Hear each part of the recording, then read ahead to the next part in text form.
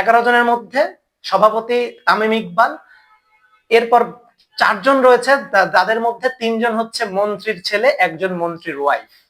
This is new Bangladesh. কিছু বলার নাই। শুভকামনা তামিম ইকবালের জন্য। মানে লজ্জায় রাগে হাসি আসতেছে, গালি দেওয়ারও আর মুড নাই।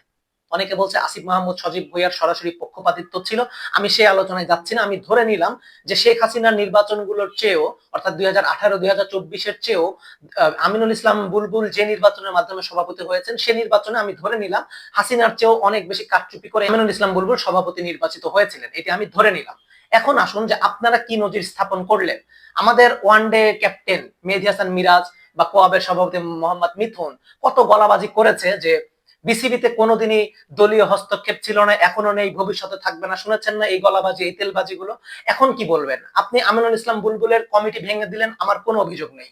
আপনি নতুন যেই অন্তর্বর্তীকালীন কমিটি বা অ্যাডহক কমিটি, যেটা আমরা বলছি, যেহেতু এই টার্মটি আমাদের কাছে নতুন, যে কমিটি বলুন, সেই 11 জনের সভাপতি হচ্ছে Tamim Iqbal.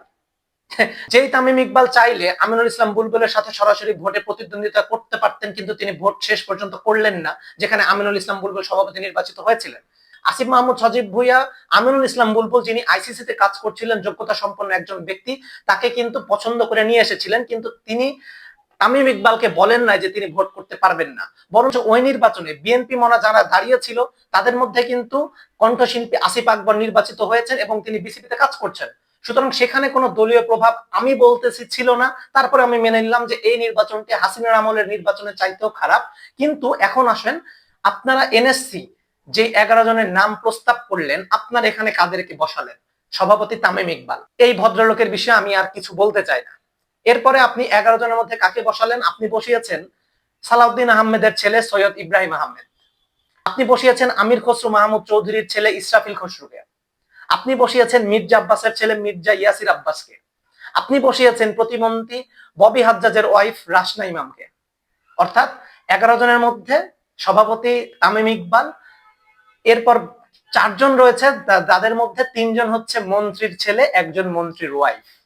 This is new Bangladesh. এখন কেউ বলবে না যে বিসিবিতে দলের আধিপত্য চলে, কোন রাজনীতি চলে। এখন কেউ বলবে না, মেহেদী হাসান মিরাজ বলবে না, কোয়াব সভাপতি মিথুন আলীও বলবে না, কেউ বলবে না।